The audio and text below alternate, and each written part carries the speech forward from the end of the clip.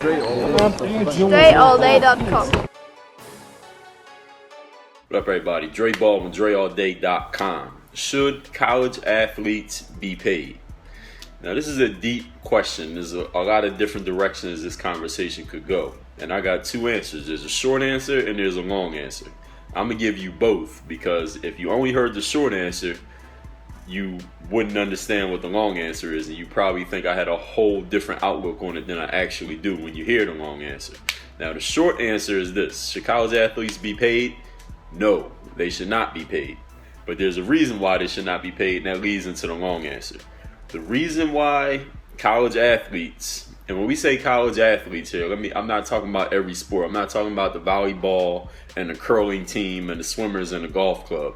I'm talking about the basketball players and the football players. All right, let's talk about those two. I'm going to talk about the others in a second, but we talking about the money sports, which is basketball and football. No other sport in college makes money. All the other sports are loss leaders, meaning they lose money for the school, but they do something positive for the school, which is give student athletes an opportunity to extend their careers as an athlete, even though their sport is not making any money for the school. We're going to get into that in a second. But the reason I say college athletes should not be paid is not why you think. The reason I say they shouldn't be paid is because the only time you should be paid for anything is when somebody owes you money. You should be paid when you have an agreement. Like if me and you meet in the street and I say, yo, I want you to shovel this snow in front of my house and I'm gonna give you $10, and you say, okay, now we got an agreement and we shake hands or whatever, or I look you in your eye and say, all right, I'm gonna give you 10, you like, all right, I'm gonna shovel.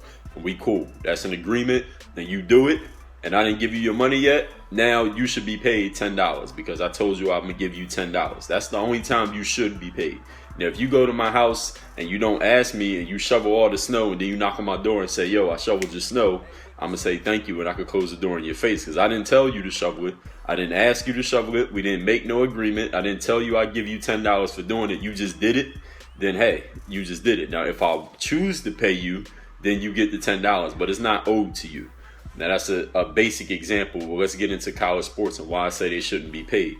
They shouldn't. The reason college athletes should not be paid, like if we watch the NCAA tournament and if somebody says, oh, such and such player, Okafor from Duke, should be getting paid right now. No, he shouldn't be getting paid. And the reason he shouldn't is because he accepted an agreement. And a college, for those of you athletes who are coming up or interested in playing college sports, when you get a scholarship offer from a school and you accept it, there's paperwork that you have to sign. There's a document that you sign. And that document is what they call in legal terms a binding contract, which means if there's ever a dispute between the two parties who signed that contract or a number of parties who signed that contract and the contract is brought up in court and you signed it, then everything on that document is you're responsible for it. You're held against that document because you signed it. It's a binding contract. It will hold up in court. You won't win if you're arguing against what's on a piece of paper that you signed. That's a binding contract. And the binding contract that you sign, when you sign a scholarship offer, that's an agreement you're making with the NCAA and or with the school that says these are the things you're going to get in exchange for playing basketball here. So let's say I'm the biggest recruit in the nation and I got offers from Duke, Kansas, Texas Tech, UTEP, who's the other schools out there? Kentucky and Virginia and Florida State. And I say, all right, I'm going to go to Duke. So I get to do the press conference and I sign my letter of intent and I actually sign the scholarship paperwork. That paperwork says, Dre, in exchange for you coming to play here, that's what you're going to give us. You're going to come play basketball at Duke. We're going to give you room and board, so we're going to give you a place to stay. We're going to pay your entire tuition is going to be taken care of. We're going to give you a meal card so you ain't got to pay for food and whatever else comes with a scholarship. I don't know. I didn't even have a scholarship when I was in college, but this is not a scholarship argument. This is a doesn't make sense conversation. So that's what you get. And if I sign it, then that document tells me everything I get for coming to that school and accepting that scholarship. Scholarship is what I get. And when I say scholarship, that covers everything. That covers everything that comes with being a scholarship athlete at a school.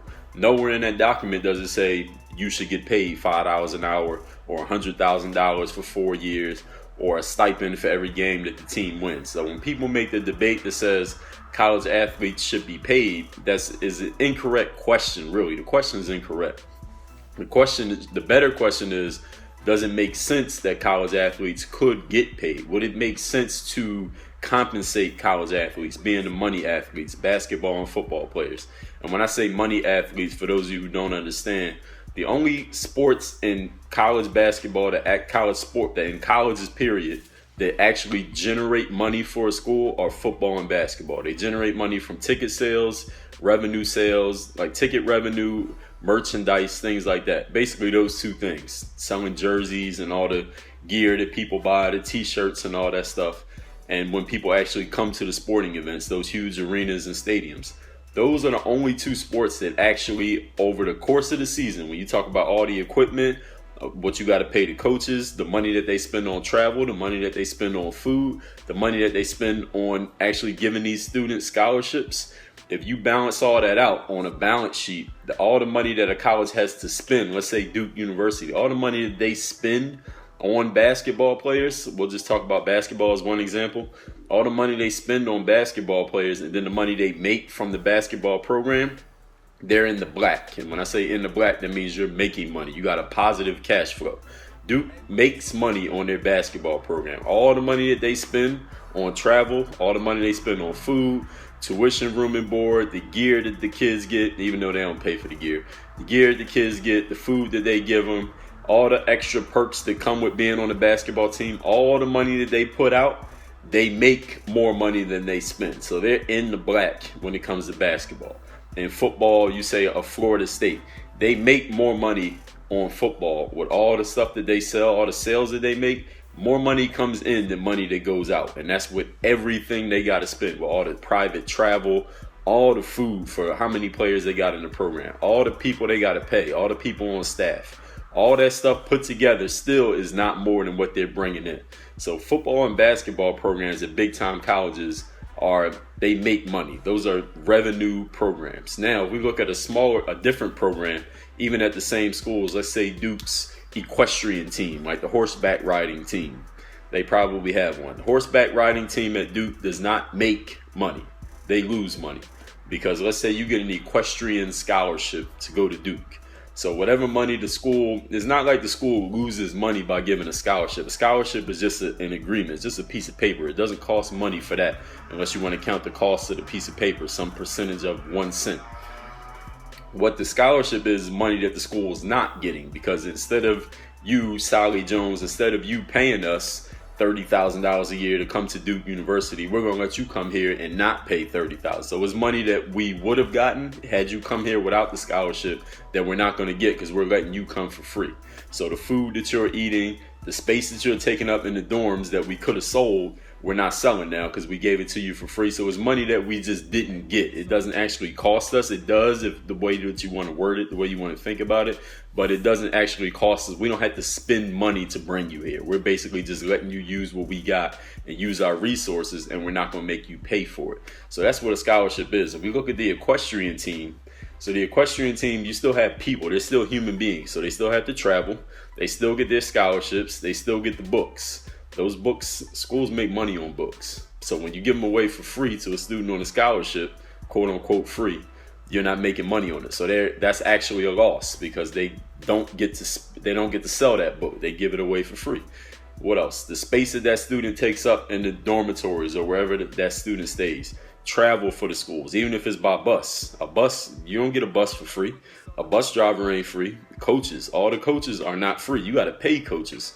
Coaches get paid a good amount of money. That's a full-time job. So they got to pay those coaches. So if you look at all the money they spend on the equestrian team, how much money does the equestrian team bring in?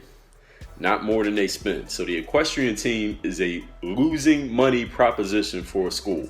And all these other small sports, the baseball teams, the softball team, the swimming team, the volleyball team, the track team, all these other sports, besides football and basketball at major D1 colleges, are losing money for the school. So people might be asking, okay, so Dre, if the schools are losing money, then why do they keep the sports going? Why don't they just shut the sports down? Well, they couldn't shut the sports down because there'd be an uproar from, number one, the students, number two, the parents, probably a lot of the faculty. Just people in the community of the university would go crazy. Like, hey, you can't shut that sport down because that sport gives these students an opportunity to do something as an extracurricular activity. And we all know there are probably studies out there that show that when students participate in extracurricular activities at school, they are just better students. They drop out less frequently. They get better grades. They just have better relationships socially when they have, some way to an outlet, something that they can do outside of just going to school and being an automaton. So that's the reason that the sports keep going. Another reason that the sports keep going, because what a lot of you probably don't know when we talk about the NCAA, and the NCAA does a really good job of hiding this, that colleges and universities are businesses. They are schools, but they're businesses. They're in business to make money. Colleges and universities make money. They are not non-profit organizations. They make money. They got a whole lot of money sitting in a bank account somewhere, all of them. The big name schools we'll talk about in this conversation. We're talking about big D1 schools here, and I'm going to get to the smaller schools in a second, like the schools that I went to. Those big name schools make money. So think about this. If you think about a business owner, if any of you watch the show Shark Tank on TV or know anything about business, or just think, even if you don't know nothing about business, think about this. If you run a business, right? And your business, one department of your business got 10 departments. Now, you're a university, so think of it this way. Your business has 10 departments. You got the basketball team department, the football team department, swimming team, volleyball team, track team, the cricket team, the lacrosse team, the rugby team, the softball team, the baseball team, the equestrian team, and the chess team, or whatever other teams you got. Those are all departments of your business, because this is a business. This is a real example. And 2 of your departments are making money every year. The football department and the basketball department are making you several $1 million every year. They're making you money. But the other 8 departments every year, they're losing you money. Why not just shut those departments down? I just told you why you won't shut them down. But here's the second question. How do you keep those departments running if every year they're losing money? How do they stay with these nice uniforms? How do you keep paying the coaches such high salaries? How do you keep giving the players good food to eat? How do you keep giving them scholarships? How do they keep having money to even get on a bus to travel to the games if they losing money every year? Where's the money coming from? They're taking the money from the 2 departments that are making money, the basketball department and the football department. So to put this in layman's terms for those of you who haven't followed so far, for even those of you who have, just to summarize, the basketball team and the football team at a big university, let's take a university that has a good team in both sports. Let's say Michigan University. They pretty good in basketball and they pretty good in football. Now they might not be great this year. Y'all know what I'm saying. Semantics here. They sell out. They got a lot of people who come to the games for both sports. They sell a lot of merchandise and a lot of people come to the games and pay for tickets. So you follow what I'm saying? The basketball team's revenues, that surplus that they had, the money that they made extra after you take out all the expenses, and the football team's extra, they use that money to funnel to all the other 8 departments. So a football player, when you play on a football team, your work and the money that's being generated by the football program is the only reason that the softball team, the baseball team, the cricket team, the swimming team, the volleyball team, the track team, the curling team, that's the only reason that these teams still exist. The archery team or whatever other team they got out there. I don't even know all the sports. The reason those sports can exist and continue to exist year after year is a couple of reasons. Number one, people will go crazy if you shut them down. Because everybody likes to keep up, not everybody, but a lot of people are keeping up this facade. Not even a lot. Many people are keeping up this facade of the NCAA and the colleges that represent them being these institutions of higher learning and not businesses. They are institutions of higher learning, but they're also businesses. No sane business person is going to keep running a department that every single year is losing money. They would say, okay, I got these 2 departments that's making me money, and these other 30 are losing me money. Why not just shut down the 30 and focus on these 2 and I'll make more money? And I can stop wasting my time on these 30. I can fire all these employees. I get all these people out my space and just focus on these 2. I can put all my resources into the 2 that's making me money and I'll probably make more money. If the NCAA was just a straight up business and nothing else, they would shut down every other sport but basketball and football. You know why? Because no other sport's making money. Because that's what a smart business would do. But the NCAA is a little bit more than just the business. They do some other things. There is an institution of higher learning, and I explain why they got to keep those other sports going. Number one, it does make sense. You got to give kids something else to do besides just go to school. Not everybody's going to play football and basketball. There's only so many spots on each roster. So all those sports do serve a purpose. Which brings me back to the original question. Should athletes be paid? All right, first of all, if you're in one of those 30 departments that's losing money, if you play a sport other than football or basketball at a major college, no, you should not be paid. There's not even any debate about whether you should be paid because the sport you play is not making any money. So where are you getting paid from? What have you done to generate income? Nothing. So should you be paid? No, and that's an open shut. There's not even a debate to that, okay? So if you don't play football or basketball at a major college, no, you should not get paid, and you don't even have an argument. You don't have a leg to stand on. Now, if you play sports at a major university, I'm talking about the big schools that y'all watch on TV, the Michigans, the Duke, the Florida States, the University of Miami, the USCs, those schools, Texas University. You play a major sport at one of those two sports at one of those major schools, there's a debate whether you should be paid or not because of the fact that your department of that business, being your school, being a business, that department is making money. And the reason it's making money is because of the performance of the sports team. It's not because, yes, it is partly because of the coach. And the coach is a whole other discussion that I'm going to get to also later in this video.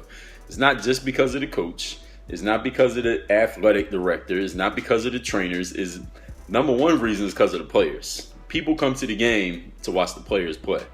Now, of course, there are things that go into those players getting on the court. You got the coach who recruits them. You got the trainers who tape them up and keep people in shape. You got the teachers even at the universities who make sure, challenge these kids, make sure they're academically eligible. You got the advisors and the tutors who make sure that they keep on top of their schoolwork. So yes, there's a lot of things that go into it. So there are a lot of people who should be paid for their part. But if we look at it, tutors get paid, trainers get paid, coaches get paid a lot of money. How much do college coaches at these top schools, how much does Coach K make? How much does John Calipari make? How much did Jim Harbaugh sign for at Michigan? How much does the coach at Penn State make? And even at D1 universities, even schools that y'all don't even know about, low majors and mid majors, the head coaching job is a well-paying job.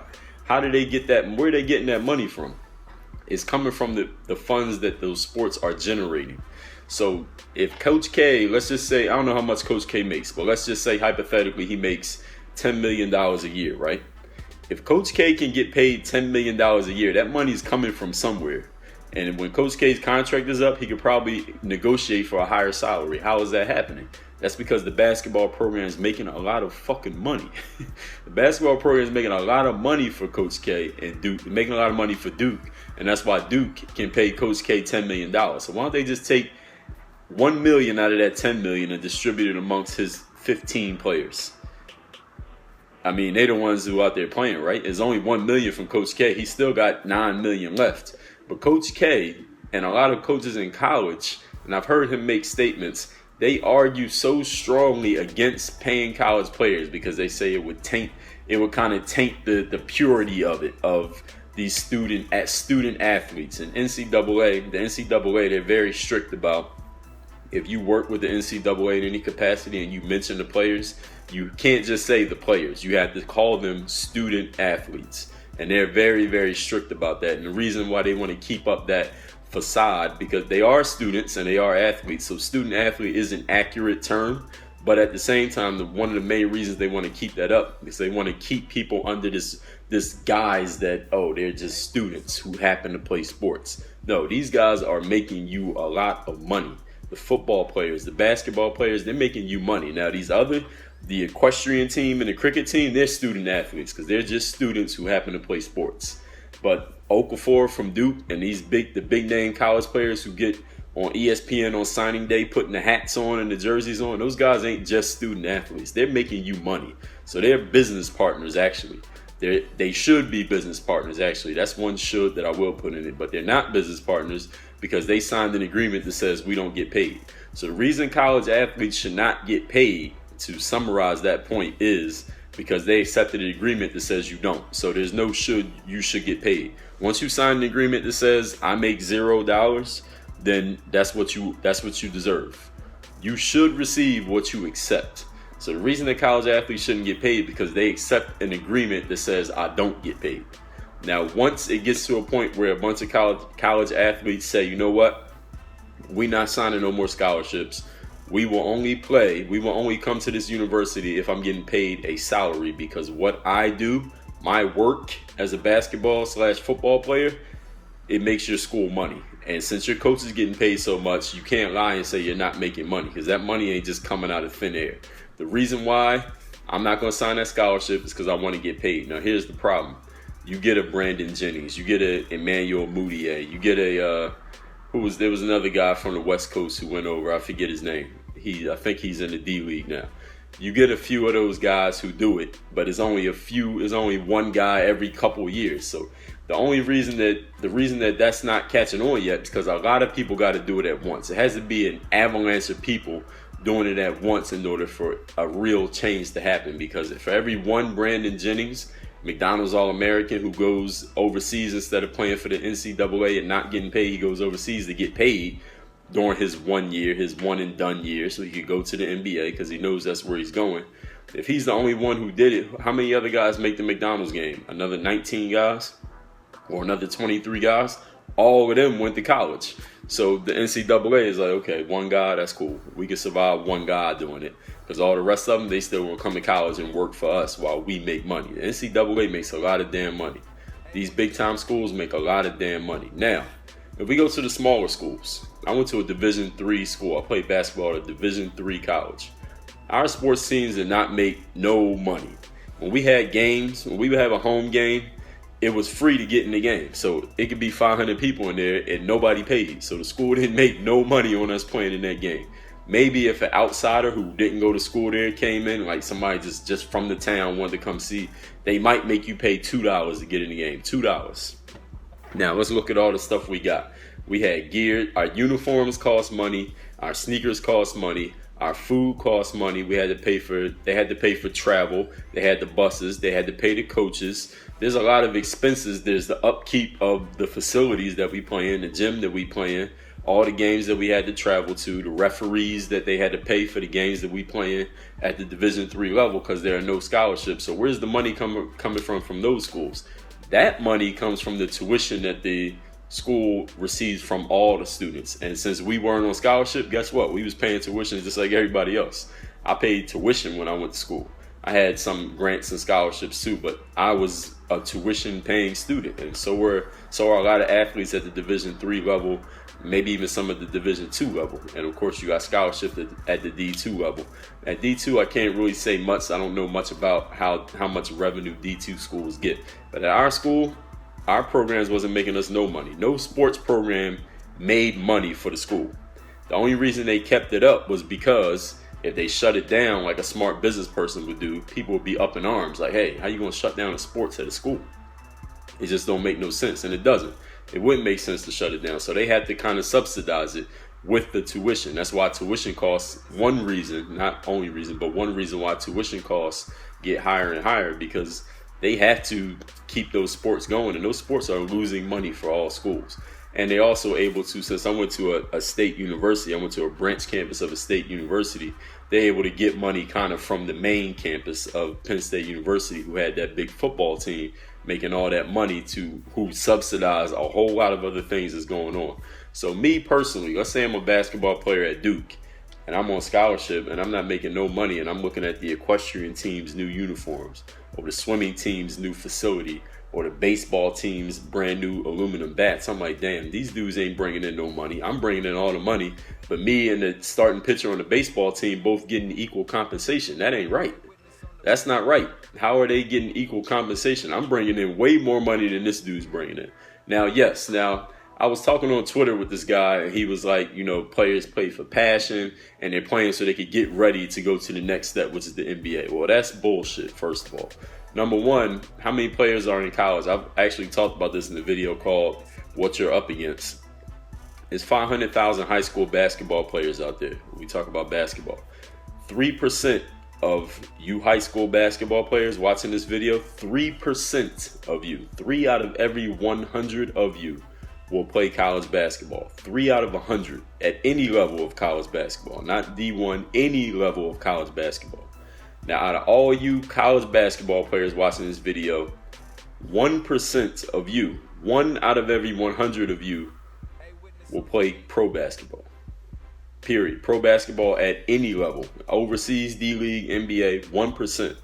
So when they say, anybody who says a college basketball player shouldn't be paid because college is helping them get ready for the NBA so they can make money. No, bullshit. Because guess what? Only 1 out of every 100 of them is ever going to make any money playing basketball at any level. And not all of them are the ones who are bringing in the money. So if we was to say some low major school that don't really generate that much income, and then you got the number 1 recruit who goes to Kentucky and helps them go 36-0 or whatever their record is for the season, that guy should be getting paid more than the guy at the low major D1 school who sits at the end of the bench who's on scholarship. They're not equal. They are not equal. Both players should not be treated equally because one player is actually doing something to bring in the money. Now, what the pay system should be for players, there's another argument. People have said, oh, well, the NCAA shouldn't pay players because we don't know how to figure out who should get paid what. Listen, that's something you can figure out once we cross the river of, yes, we're going to pay them. Figuring out how to pay them will be the easy part. First part is crossing this bridge here of, are we going to pay them, period? Are we going to compensate them? And I'm not even saying this, that there's something wrong with the NCAA. There is in a way because they have this argument and all their coaches, the people who work there who are making these crazy salaries, their salaries would probably have to go down if we started paying players because the money got to come from somewhere, right? Their salaries will go down, so that's one reason why they're so staunchly opposed to players being paid. Another reason why college coaches are opposed to players being paid is because if a player is getting paid, they got a little bit of power. Now a player don't have to listen to you as much as they did before, because when a player is broke and all they get is a meal card, and the only reason they got that meal card is because you, the coach, the boss, gave them a scholarship, that they pretty much got to listen to everything you say. You their boss. I mean, if you decide you don't like them no more, you could take away their scholarship. Now they can't eat. Now they might have to go to a different school. But let's flip the switch though. And I got $50,000 in my pocket for playing on this team, and you start yelling at me, and I don't like you no more. Now it's all right. Well, forget you. I can go to another school with my $50,000. I'm good. I don't need to talk to you. I got my $50,000 from playing here, and your salary is a little bit lower because all those players had to get paid. Now you don't have as much power. Now it's a little bit more of a democracy because now that player got some power. Think about this: college coaches and NBA coaches. In college, the star of the program is the coach for a couple reasons. Number one, because players cycle in and out every 4 years. And number two is because in college, the players ain't got no power. What leverage does a player have? If a player and a coach get in an argument in college, what leverage do you have as a player? You have zero leverage. You can't get the coach fired. You ain't getting the coach fired because guess what? The college is going to look at you like, yo, you're going to be gone in 4 years. Coach going to be here for 20. We don't need you. You can leave. We'll just get another player. Now, in the NBA, if a player and the coach get in a disagreement, what happens? The coach get fired in a week. Why? Because the team, the business is more invested in the player who's making $10 million than the coach who's making $1 million.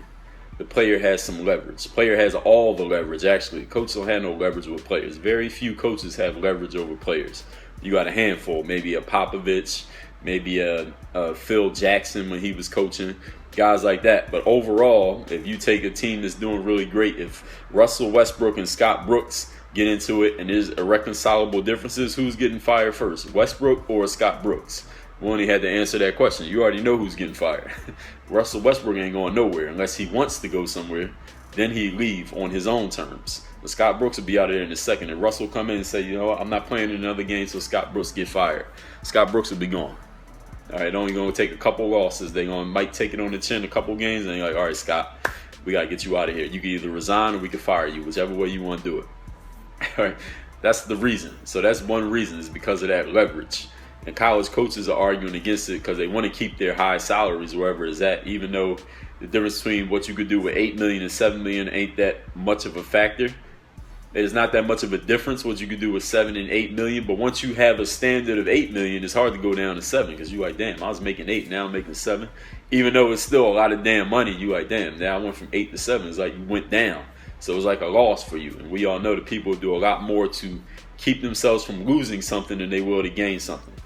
Coach K will argue a lot harder to keep from going from 8 to 7 than he will argue to go from 8 to 9, if that makes sense. So, in conclusion, I know it's been a long ass video. I want to hear everybody else's opinions on this. Do you agree? Do you disagree? Please have watched the whole video if you want to agree or disagree with me, so you're not debating something that I covered, or debating something that I covered in a way that I've already knocked down the debate, the conversation. Should college athletes get paid? No, because they accepted a contract that says they don't get paid. Would it make sense for them to get paid? Yes, but only if they bind together. A whole bunch of high-level college athletes got to get together and say, we're not taking a scholarship because we demand to get paid, and we're not going to play on any NCAA teams until we get paid. And the only way that's going to happen is if a bunch of players get together. Either a group of very powerful players get together, or it's a widespread thing where almost all the players do it at once and say, we're not going to take it anymore, or they take them to court and they win. But it's hard to take them to court, because how you going to take somebody to court when you ain't got no money? Lawyers don't work for free. All right, so, and that's the thing. That's why this is kind of like a cycle that keeps repeating itself. The only way I see it changing is if that happens, like some powerful athletes, high-level athletes, get together and say we're not doing it, or they all go overseas or to the D-League. If the D-League start actually paying players some real money, it's not going to be the D-League. If they all go overseas and do something like that, or if the NBA changes that age limit and guys can skip college altogether, you will see a bunch of players skipping college. I don't know about the NFL. I know the NFL has a different rule because of the physicality of the game, which makes sense to me. So that's my answer. No, they shouldn't get paid, because they signed an agreement that says they don't. Does it make sense? Yes, but it will only happen when they bound together, or somebody very powerful with a lot of money is the champion, steps up and says, you know what, I'm going to represent all y'all, and we're going to go to court and win because I got the money to pay the lawyers. One of those got to happen. If none of those happen, then college athletes are going to keep playing for free, and they're going to keep not getting paid, and there's going to be some people who complain, there's going to be some people who defend it, but none of it will really matter, because until one of those four things happen, this conversation is just a conversation. That's all this is. So this is YouTube. This is a conversation. Let me know what you think. Work on your game. Dre all day. Thanks for checking out this video. Make sure you follow all my top content up here. Follow me on all your favorite social networks right over here. And make sure you are subscribed to catch all the new content I put on this channel every single day. Work on your game.